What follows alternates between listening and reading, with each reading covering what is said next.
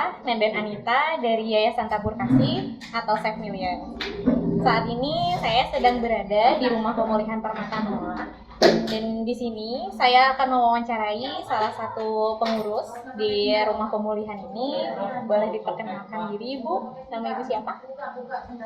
Selamat pagi semuanya. Saya Ibu Hilda, pengelola dari Rumah Pemulihan Permata Noah.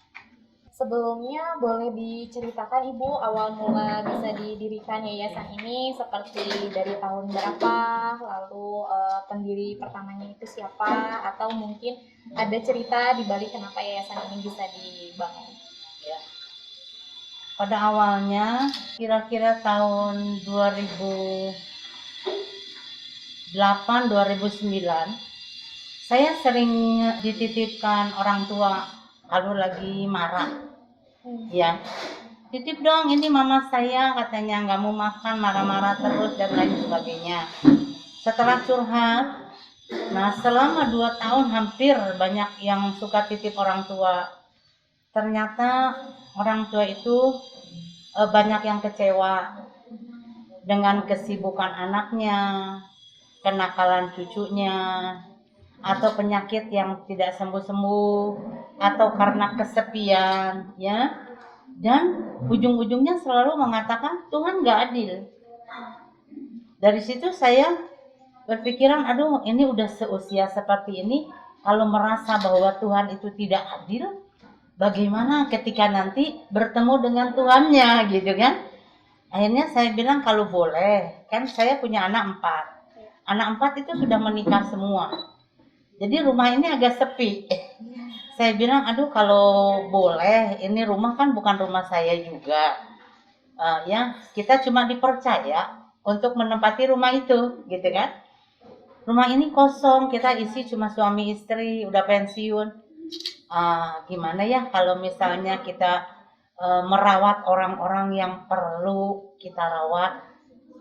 Yang pertama sekali saya berniat, ini orang yang punya anak, cucu, keluarga besar aja kesepian, kecewa di masa tua. Bagaimana dengan orang-orang yang tidak menikah?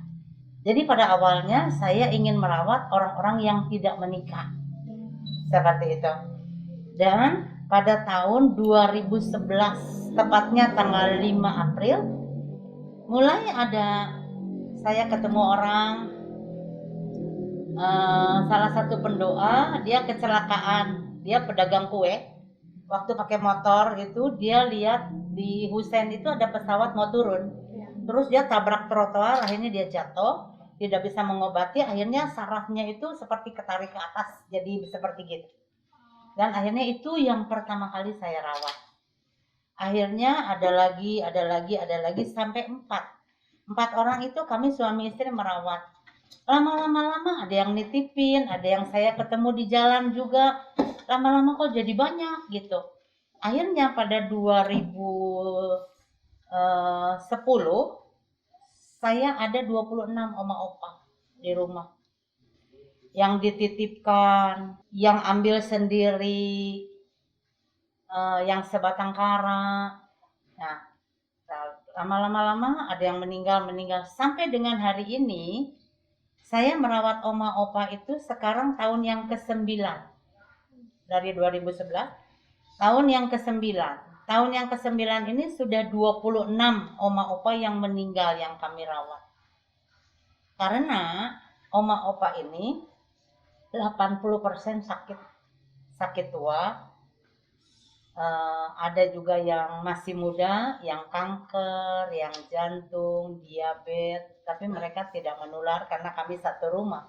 Setelah 8 tahun setengah berjalan, saya pikir mungkin panggilan saya di akhir hidup saya nih untuk merawat oma opa. Jadi saya rembuk dengan suami, anak-anak, adik-adik semua, bagaimana kalau kita mendirikan yayasan. Dan 8 tahun setengah kami sudah menjalani semua dengan 26 pasien yang meninggal di tangan kami, dirawat oleh kami. Akhirnya kami membuat yayasan tanggal 7 Maret 2020. Itu diresmikan yayasan supaya nanti ada anak-anak saya atau siapa yang bisa melanjutkan kalau kita buat yayasan. Ya. Dan kami membentuk yayasan ini tidak di bawah komunitas apa atau di bawah gereja apa atau enggak. Dan seperti apa yang kita cita-citakan, ternyata 60% di antara mereka itu yang tidak menikah. Oma atau opa yang tidak menikah.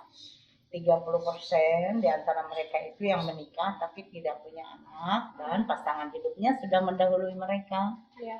10% itu karena rumah tangga yang kurang beruntung. Seperti itu. Dan 80% mereka sakit. Ya, baik ya Bu. Ceritanya cukup panjang ya Bu ya, dari awal ceritanya dibangun rumah pemulihan ini. Nah, kalau boleh tahu Ibu, lokasi tepatnya untuk yayasan ini di mana ya Bu ya? Siapa tahu mungkin nanti ada masyarakat yang ingin membantu bisa langsung datang ke sini. Lokasi yang sekarang ini kita di Jalan Karya Bakti, RT 5, RW 6, Kampung Pasir Kiara, Cipageran, Cimahi Utara. Oke.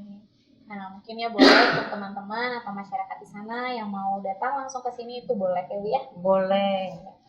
Lalu kalau untuk di yayasan ini pengurusnya itu siapa saja ya Bu? Pengurusnya di sini suami istri, anak menantu dan adik-adik. Jadi keluarga sendiri ya Bu ya? Betul.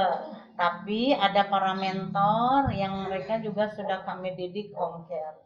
Jadi bisa merawat orang-orang sakit. Ya. Oleh sebab itu kami di sini menyediakan seperti contohnya nebulizer, oksigen, insulin kami tangani sendiri. Jadi kami belajar untuk emergensi aja. Setelah itu kalau ada apa-apa ya kita bawa ke rumah sakit. Iya. Oh iya, berarti di sini juga lengkap ya Ibu ya untuk Ya, fasilitas. karena mereka orang sakit ya, Iya. seperti obat-obatan apa kami harus siap. Iya. Ya. Ya, baik Ibu. Kemudian kalau boleh tahu untuk fokus panti ini apakah membantu kalangan lansia saja Ibu? Yang ada di sini sekarang tidak. Yang paling muda di kita itu 31 tahun, cacat ganda. Yang paling tua di sini 98 tahun. Iya. Kira-kira kalau untuk saat ini jumlah total yang ada di yayasan saat ini itu ada berapa ya Bu ya? Ada 17. 17. Kalau untuk para kepengurusannya itu ada berapa? Sekarang ada 9. Ada 9. Nah, kalau untuk di rumah pemulihan ini, Bu, sehari-hari aktivitas rutin apa saja yang dilakukan? Pagi-pagi bangun tidur, mereka mandi, dimandikan oleh para mentor. Setelah mandi, sarapan pagi. Setelah sarapan pagi, kita ada doa bersama. Ya. Setelah doa bersama, mereka jemur. Dijemur, terus mereka belajar. Yang lumpuh itu belajar senam, Ya. Walaupun sambil duduk, kadang-kadang dia bisa kita diterapi untuk duduk berdiri di pagar ini. Dan sampai hari ini kita 9 tahun sudah 8 lumpuh berjalan. Wah, alhamdulillah. 8 lumpuh berjalan tanpa obat. Oh. 1 orang yang cacat ganda dari yang terbata-bata bicara sekarang sudah lancar, boleh nanti kita foto mereka ya. Boleh Ibu. Terus sudah lancar bicara dan epilepsi sehari 2-3 kali dia kambuh, menggelepar-gelepar berbusa. Ya. Dan sudah 6 tahun ini sembuh total tanpa obat. Oh. Kenapa? Karena mereka merasa saya yang sakit tuh nggak saya sendiri. Kalau dulu di rumah keponakan, di rumah siapa, saya rasanya sakit sendiri. Kalau di sini semua sakit. Jadi mereka saling menguatkan. Iya. Ya, karena saling menguatkan. Jadi ternyata yang seperti saya itu banyak. Jadi mereka timbul semangat, saya harus sembuh. Saya harus sembuh gitu ya. Dan itu mereka punya hati yang gembira adalah obat. Itu kunci sampai mereka sembuh. Iya. Nah, karena apa? Memang kalaupun ke dokter kita dibantu obat, tapi nomor 1 adalah semangat. Ya, ketika mereka merasakan saya di sini happy, banyak teman-teman senasib sama saya misalnya. Nah, dengan dia punya semangat hidup seperti itu pasti kesembuhan terjadi. Karena kita sudah alami di sini, ya 8 lumpuh berjalan di tempat ini selama 9 tahun, walaupun yang 26 meninggal karena usia. Ya, jadi kalau pagi olahraga di sini ramai jam 10 olahraga. Jam 10 setelah olahraga terus duduk-duduk seperti tadi, mereka snack. Ada yang susu, ada yang teh manis karena ada yang tidak suka susu juga. Walaupun kami sediakan, tapi kembali lagi selera mereka. Jam 12 makan siang. Jam 1 tidur siang. Bangun jam 3 buah atau agar. Terus nanti mereka nonton TV jam 6 makan malam. Jam 7 kita kembali lagi doa bersama untuk tidur. Ya, berterima kasih kalau sepanjang hari ini kita masih diberikan nafas hidup.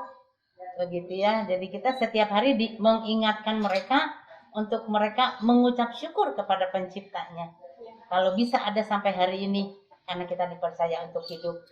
Dan kesempatan kita adalah ketika kita hidup, kita masih diberi kesempatan untuk berbuat baik. Begitu. Jadi kita terapkan kepada mereka seperti itu. Nah, lalu kalau untuk kebutuhan di yayasan ini, Bu, kira-kira dalam waktu dekat itu kebutuhannya seperti apa saja yang dibutuhkan, atau mungkin dalam jangka panjang pun yang dibutuhkan di yayasan ini itu apa aja? Yang paling terasa ini sejak pandemi. Karena kami suami istri dan anak-anak sejak yayasan ini berdiri, kami berjualan dengan produk yang kami bikin, makanan. Jadi kita jual karena sekarang pandemi, jadi kita via online masih tetap berjualan. Yang ada bikin kerupuk, ada bikin kue-kue, bikin apa kita jual. Itu. Dan yang keduanya support dari anak-anak saya. Jadi mereka juga membantu. Mereka bilang katanya saya tidak bisa lakukan seperti mama. Mama doakan kami aja supaya kami diberkati, dan berkat itu supaya bisa ditaburkan ke panti. Gitu. Jadi anak-anak saya bersyukur mendukung apa yang kami lakukan. Gitu. Selain itu ada teman-teman saya juga yang dulu biasa kalau berkunjung ke tempat saya suka bawain roti, bawain makanan. Karena sekarang banyak opa-opa, sekarang nggak lagi. Jadi kalau ke rumah saya, ayo mau ke rumah Bu Hilda, kita bawa pampers aja. Gitu. Jadi udah beda sekarang, rotinya hilang ganti pampers. Karena kita ada 13 orang yang pakai pampers. Gitu. Begitu. Terus kadang-kadang ada teman-teman juga datang ke sini, aku mau bawain beras ya, gitu. Oleh sebab itu bersyukur sampai dengan sekarang 9 tahun kita mengalir, walaupun dengan perjuangan tidak pernah kami kekurangan. Ya, jadi sehari ke sehari ada aja gitu ya. Ketika kita mau berusaha, walaupun kadangkala kita harus sport jantung ya. Karena di kita itu beras 25 kilo cuma 4 hari. Kadang-kadang Tuhan izinkan kita sport jantung, kita ambil hikmahnya aja. Oh, karena Tuhan sayang sama saya, makanya tiap hari dikasih sport jantung supaya jantungnya sehat, supaya jantungnya kuat gitu kan. Jadi diolahragain jantungnya gitu. Oleh sebab itu kami di sini pagi dan petang memohon kepada Tuhan untuk mengalirkan berkatnya ke tempat ini supaya kami dicukupkan. Karena saya percaya ketika Tuhan memberikan para oma-opa ke tempat kami, Tuhan tidak pernah menyulitkan kita sebagai manusia. Tetapi ketika kita nawaitunya baik, kita mau merawat mereka dengan baik, dengan hati, pasti dicukupkan. Lewat apa kita nggak tahu. Seperti saat ini tiba-tiba kita nggak kenal, datang bawa buah tangan, panjang lagi gitu kan. Jadi selalu dicukupkan. Yang penting niat baik kita, hati kita sungguh-sungguh, tidak ada motivasi lain. Tujuan kita cuma satu, membuat oma-opa ini bahagia, perhatian. Karena mereka misalnya di sana begini, di sini harus lebih baik dari yang di sana. Kalau di sana begini, di sini begini, saya rasa nggak ada perubahan, lebih baik tidak usah. Ya, kalau misalnya di sana kurang perhatian, di sini kita cukup memperhatikan, berarti ada perubahan yang ke arah baik. Kalau misalnya sama-sama aja untuk apa? Begitu ya. Jadi itu niat saya. Jadi selagi ada kesempatan, selagi diizinkan saya masih bisa melakukan, saya mau melakukan, mau belajar untuk melakukan, mengasihi sesama manusia tujuan saya, dan mengasihi Tuhan Allah saya. Ya. Itu tujuannya ya, sama kan habluminanas, habluminallah. Iya. Sama gitu. Benang merahnya kan cuma itu. Iya. Ya enggak? Iya. Ya, cuma itu. Ya, jadi ketika manro buka, kita sudah nggak usah takut lagi karena semua sudah bekerja. Mungkin itu kira-kira tujuannya ya, apa yang kita lakukan ini kira-kira untuk bekal nanti kita pulang. Iya, Ibu. Nah, lalu Ibu seperti yang telah Ibu sebutkan tadi, karena adanya pandemi ini, jadi Ibu harus berjualan online gitu untuk melengkapi kebutuhan sehari-harinya. Untuk operasionalnya. Ya, untuk operasional di sini. Nah, selain itu, apakah ada dampak lain Ibu untuk yayasan ini karena adanya COVID ini? Sangat berdampak. Biasa saya suka jualan karena teman saya punya pabrik boneka, saya suka jualan boneka di tempat-tempat rekreasi pakai mobil. Sekarang nggak berani lagi karena usia saya sudah 65 tahun. Kita juga harus jaga-jaga ya. Iya. Nggak berani lagi gitu. Jadi memang hari lepas hari ini kita betul-betul berjuang, minta supaya Tuhan mengirimkan bagaimana dengan cara Tuhan untuk mencukupkan panti ini. Ya. Jadi kita terus berharap setiap hari, dan saya percaya banyak cara yang Tuhan lakukan untuk supaya kita semua bisa cukup hari lepas hari. Kita tidak jangkau yang terlalu jauh. Dengan sehari ke sehari aja kita dicukupkan, itu saya sudah sangat bersyukur. Lalu Ibu, berdasarkan yang telah Ibu ceritakan tadi juga, seperti mungkin Ibu menerima oma-opa yang di sini itu ada yang mengambil dari stasiun atau dari tempat lain. Nah, apakah Ibu itu sengaja mencari kah ke stasiun atau bagaimana Ibu? Biasanya kadang-kadang kalau ketemu terus hatinya tergerak gitu. Kadang-kadang ada yang menitipkan karena anaknya bekerja, menitipkan di tempat ini. Ya. Karena yang kebanyakan sih keponakan ya, karena mereka tidak menikah ya. Yang keponakannya titip ada. Nah, kendalanya saya kadang-kadang yang menitipkan ini, ketika menitipkan itu baik-baik. Ya. Saya bilang harus ditengok setiap bulan supaya dia tidak merasa dibuang atau dikucilkan. Ya. Kalau perlu kalian boleh nginep di sini, saya siapin tempat tidur supaya dia merasa oh keluarga saya masih ada. Ya.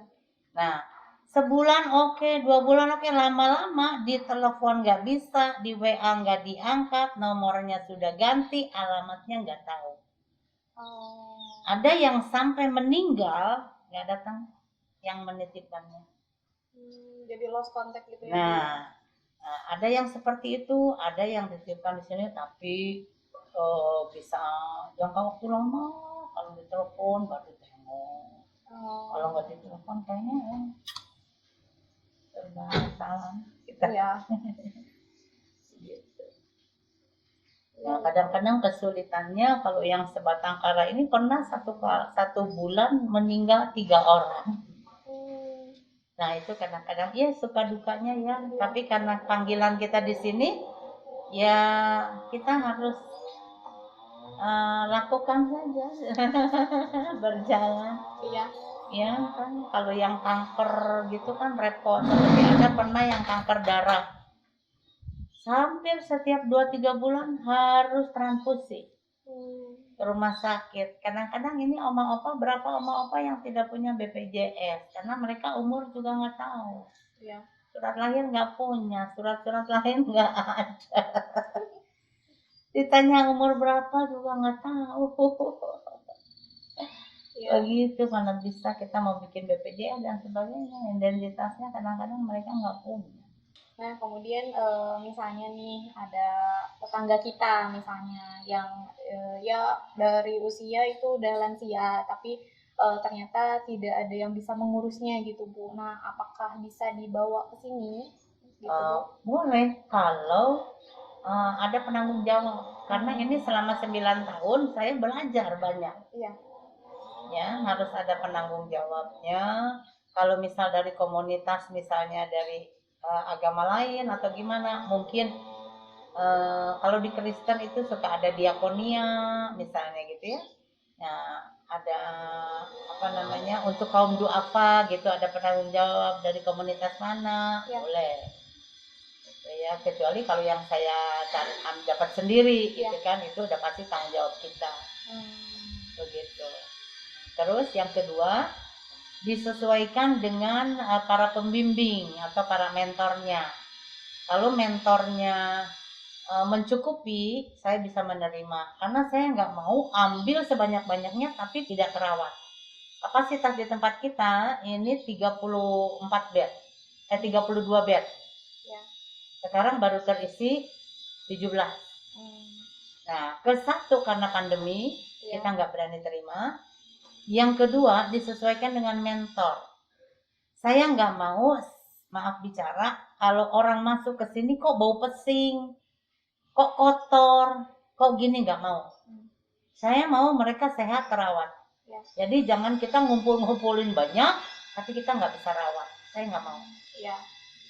Jadi yang penting kan dia bisa keurus semuanya gitu. Makanya ya, ini sekarang pasien 17, mentor 9. Iya. Supaya mereka terawat. Ya. Bisa diperhatikan satu persatunya gitu ya. ya. Dan setiap kamar harus ada mentor yang tidur di situ. Oh gitu Bu. Nanti kalau siang istirahat, pasien tidur, mentor harus istirahat juga supaya malamnya bisa berjaga-jaga. Ya, ya.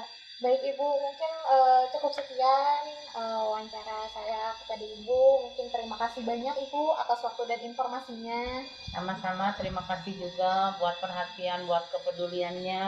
Ya. Dan kita mau mengajak juga buat semua yang mendengar, supaya ini proyek bukan proyek saya, ini proyeknya proyek Tuhan, bukan proyek saya. Biar lewat melihat keberadaan kami di sini, nanti bisa Tuhan sendiri akan menggerakkan hati mereka untuk melihat wadah yang sudah kita mulai ini. Jadi saya merasa banyak tangan, banyak kaki gitu lah, tidak merasa sendiri. Ya, mudah-mudahan. Terima kasih banyak. Ya, sama-sama Ibu. Mudah-mudahan nanti banyak masyarakat juga yang turut membantu ke sini. Terima kasih. Bu. Ya, demikianlah wawancara saya dengan salah satu pengurus di Rumah Pemulihan Permata Noah ini. Saya Nenden Anita, terima kasih.